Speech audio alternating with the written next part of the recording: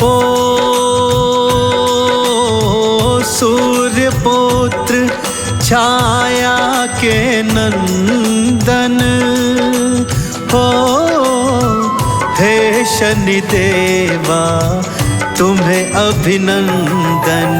कर्मों का फल करते प्रदान, हे शनिदेवा तुम्हें प्रणाम। ओ शिंगनापुर की गाथा सुनाऊं, शनि की महिमा सबको बताऊं। भक्तों सुन लो लगा कर ध्यान, हे शनिदेवा तुम्हें प्रणाम।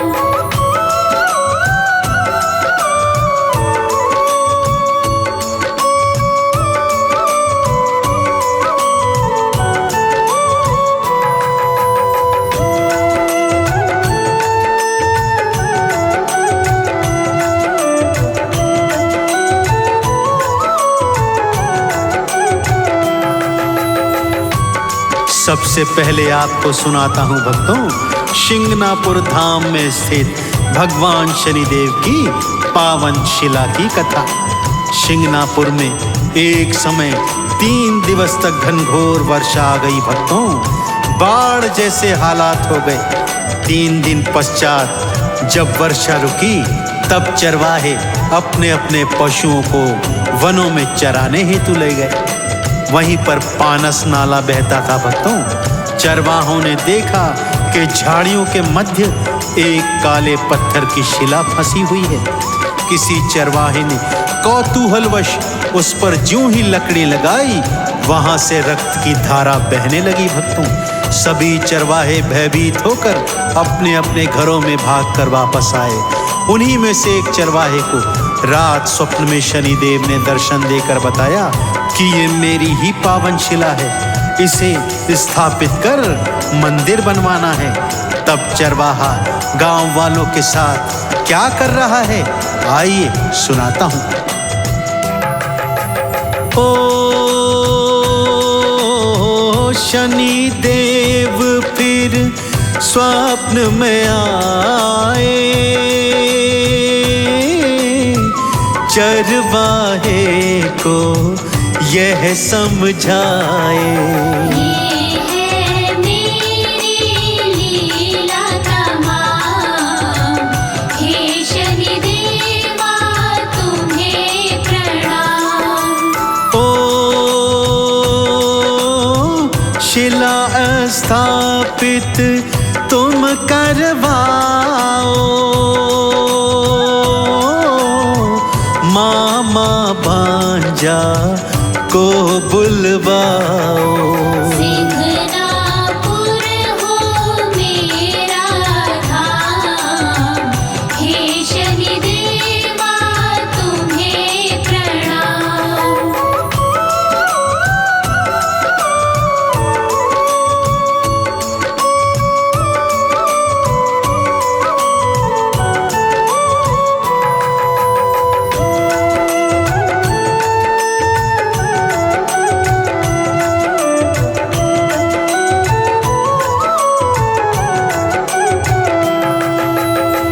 स्वप्न में शनिदेव ने चरवाहे को बताया कि कोई भी आम मनुष्य शिला को हिला तक नहीं पाएंगे, केवल मामा भांजा जो होंगे वे ही शिला को उठा सकेंगे। और जिस बैलगाड़ी पर शिला को तुम लाओगे वो बैल भी रिश्ते में मामा भांजा होने चाहिए। चरवाहे ने गांव वालों के साथ मिलकर ऐसा ही किया। एक मामा भांजा ने मिलकर वो शिला उठाई और मामा भांजा बैलों की जोड़ी से सजी बैलगाड़ी पर शिला को लिटाकर एक पवित्र स्थान पर ले आए भक्तों। वहां पर वो शिला स्थापित कर भगवान शनिदेव का छोटा सा मंदिर बनवाने लगा। जैसे ही भगवान शनिदेव की दया दृष्टि शिंगनापुर पर पड़ी भक्तों, वहां के तो हालात ही बदलने लगे। अब धन धान की कोई कमी न थी। किसी भी प्राकृतिक आपदा से शिंगनापुर बचा रहता था। सब कुछ ठीक चल रहा था कि तभी एक अद्भुत घटना घटी। एक दिन एक चोर ने गांव में चोरी की भक्तों। मोटा माल पर हाथ साफ किया था। बहुत प्रसन्न था कि तभी शनि शिला के आगे से जाने लगा। क्या देखता है, वहां दान पात्र पड़ा हुआ है। मन में फिर लालच जगा। सोचा, जब चोरी का माल ले ही जा रहा हूं तो भगवान शनिदेव का दान पात्र भी उठा लेता हूं।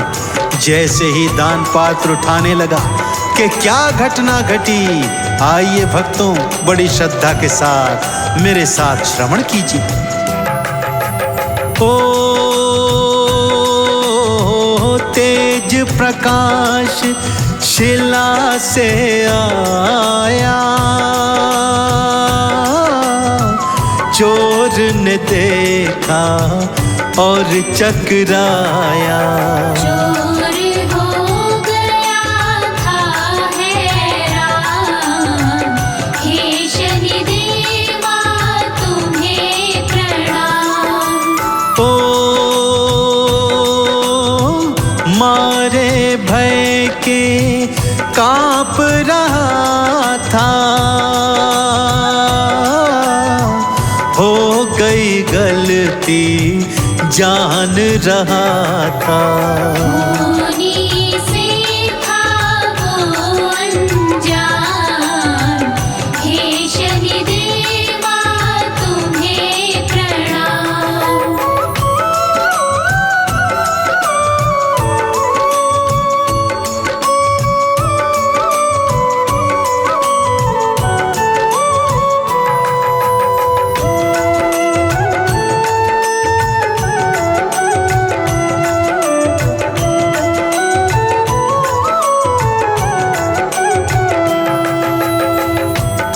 इससे पहले कि कुछ समझ पाता, प्रकाश इतना तेज हो गया भक्तों कि उसके नैना चकाचौंध हो गए और अचानक जैसे मोमबत्ती की लौ बुझती है, उसके नैनों की रोशनी गायब हो गई।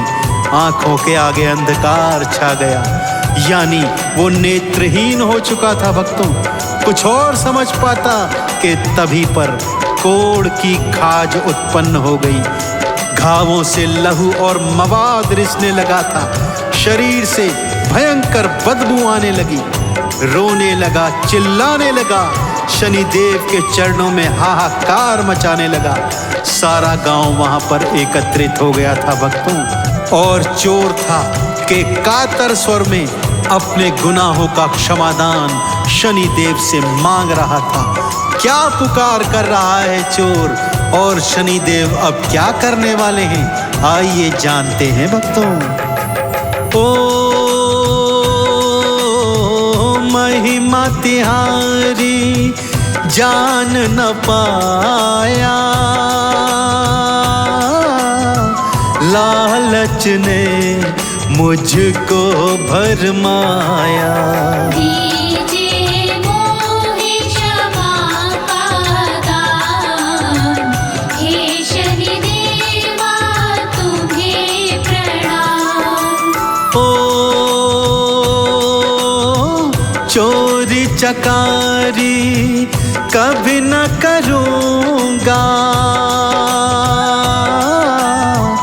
हर दम आपका ध्यान धरूँगा। कर दीजिए शनिवर कल्याण, हे शनिदेवा तुम्हें प्रणाम।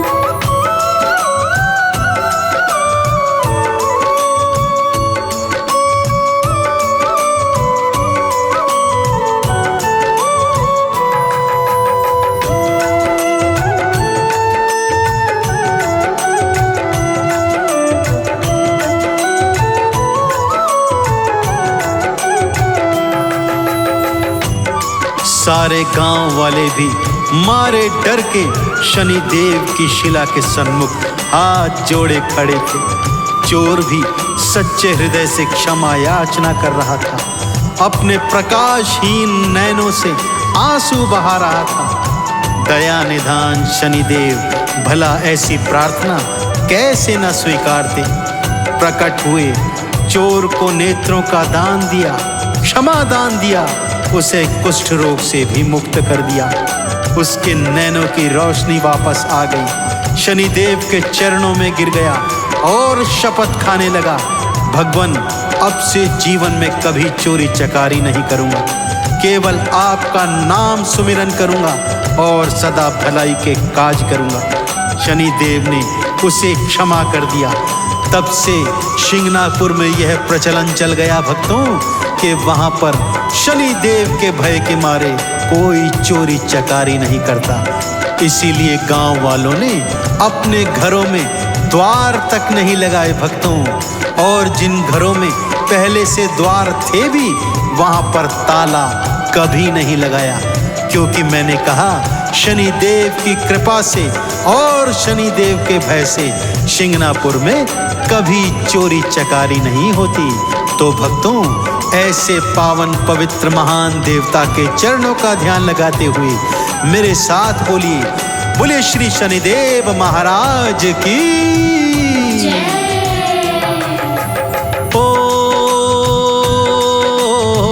शनिवर ने कृपा दिखलाई, नैनों की ज्योति वापस पाई।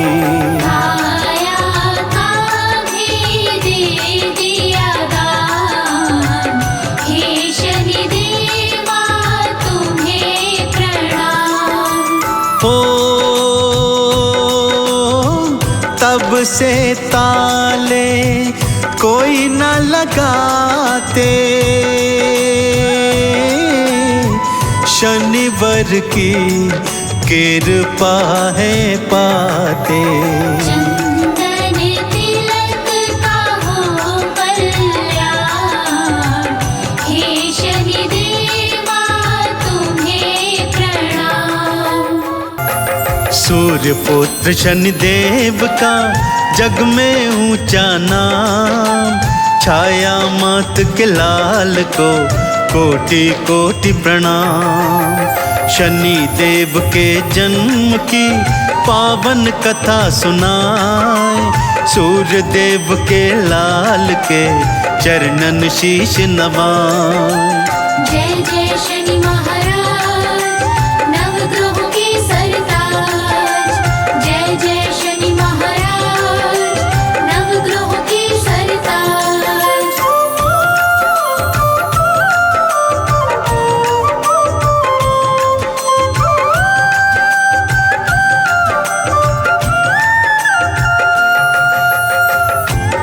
भक्तजनों, शनिदेव के पावन जन्म की कथा कुछ इस प्रकार से है। भगवान सूर्य देव का विवाह संज्ञा के साथ हुआ था भक्तों। सब कुछ ठीक ठाक चल रहा था। संज्ञा से सूर्यदेव भगवान को 3 संतानें हुई, मनु, यम और यमुना। परंतु संज्ञा के मन में एक विचार सदा खलता रहता था भक्तों। वो सूर्यदेव नारायण का तेज सहन नहीं कर पाती थी और दिनों दिन उनकी परेशानी बढ़ती ही जा रही थी। तब उन्होंने मन में विचार किया कि क्यों न तपस्या करके अपना तेज बढ़ाऊं, ताकि सूर्यदेव भगवान के तेज से उसका मिलाप हो सके। सो संज्ञा ने सोचा कि क्यों न तप करने हेतु वनों में जाया जाए, परंतु इस बात का किसी को पता न चले, इस हेतु उन्होंने मन में एक उपाय सोचा भक्तों। वो उपाय क्या था? आइए शनिदेव के चरणों का ध्यान करते हुए सुनते हैं आगे की पावन कथा। अपनी छाया से किया नारी का निर्माण, सूर्य के पास में भेज दिया, सूर्य सके ना जान। तप करने को चल पड़ी होकर अंतर ध्यान, तीनों लोक भी हो रहे भक्तों थे हैरान। जय जय शनि महाराज, नवग्रहों के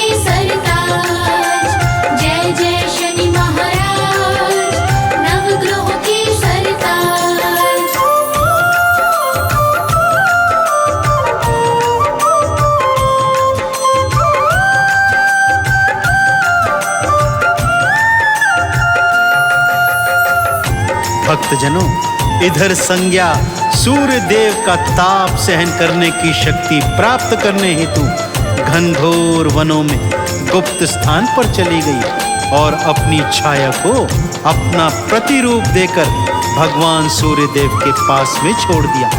क्योंकि छाया संज्ञा का ही प्रतिरूप थी, इसलिए भगवान सूर्य देव जान नहीं पाए कि उनके साथ जो स्त्री उनकी पत्नी संज्ञा के रूप में रह रही है वो वास्तव में संज्ञा नहीं, उनकी छाया है। और फिर भक्तों, वो घड़ी आ गई जब छाया गर्भवती हो गई और उचित समय पर उन्होंने एक पुत्र को जन्म दिया। जब दास दासियों ने सूर्य देव को पुत्र के जन्म की सूचना दी तो सूर्य देव अत्यंत प्रसन्न हो गए और अपने पुत्र को देखने छाया के कक्ष में जाने लगे। मन ही मन विचार कर रहे हैं कि मेरा पुत्र मेरी तरह देदीप्यमान होगा, स्वर्ण के समान आभा वाला होगा। परंतु जैसे ही छाया के कक्ष में पहुंचते हैं और शनिदेव को देखते हैं तो उनके मन में क्या विचार आते हैं, आइए सुनते हैं। श्याम वर्ण था पुत्र का, सूर्य हुए हैरान, मेरे जैसा क्यों नहीं स्वर्ण आभा के समान। शनि देव ने भांप लिया, सूर्य हुए थे निराश, पिता से दूरी बना लई, मन में ठानी रार। जय जय शनि महाराज, नवग्रहों के सरताज। जय जय शनि महाराज, नवग्रहों के सरताज।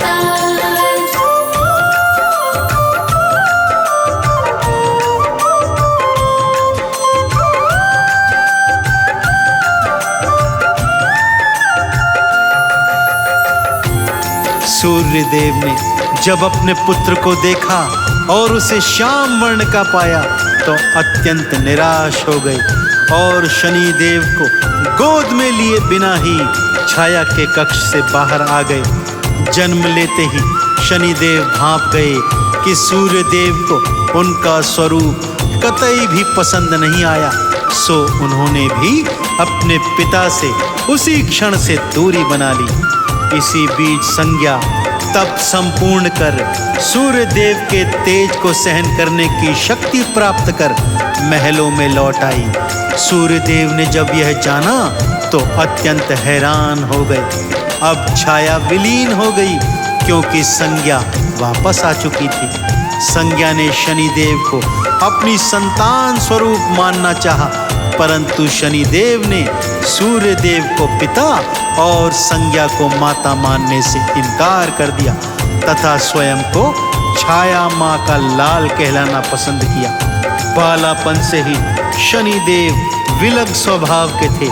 अपने भाई बहनों से उनकी कदापि नहीं बनती थी और अपने पिता सूर्य देव से वो तो सदैव दूर ही रहते थे।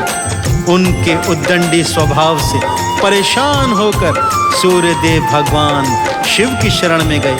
शिव ने शनि देव को समझाने का भरसक प्रयत्न किया, परंतु शनि देव ने क्या धृष्टता कर डाली भक्तों, आइए सुनाता हूँ। शिव शंकर की शनिवर ने मानी नहीं थी बात, युद्ध लड़न को आ गए शिव शंकर के साथ।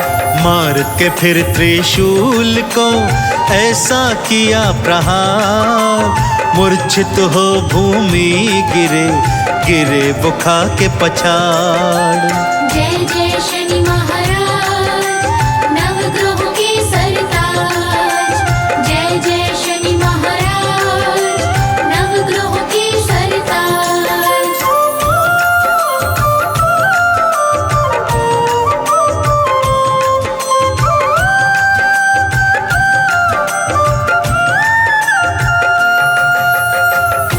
देवादिदेव भोलेनाथ का अपमान करना शनि देव को बहुत महंगा पड़ा भक्तों, और उन्हें इनका फल भी भोगना पड़ा। भगवान शिव से युद्ध करने की धृष्टता की और परिणाम वही हुआ जो सबको ज्ञात था। शिव के त्रिशूल के प्रहार को सहन नहीं कर पाए शनिदेव और मूर्छित होकर भूमि पर गिर पड़े। जैसे ही यह दृश्य सूर्य देव नारायण ने देखा, हाहाकार करते हुए भगवान शिव के चरणों से लिपट गए और शनिदेव को क्षमा दान देने की प्रार्थना करने लगे।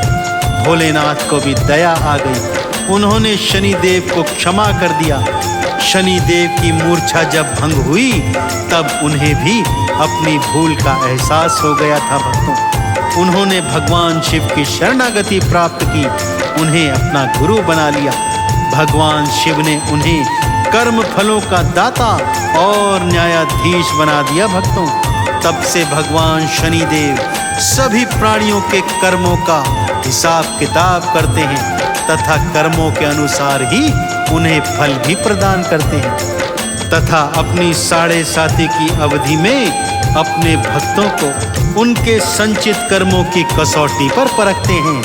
तो ऐसे न्यायाधीश, ऐसे कर्म फलदाता भगवान शनिदेव के चरणों की जय जयकार लगाते हुए मेरे साथ बोलिए, बोलिए भगवान शनिदेव महाराज की जय।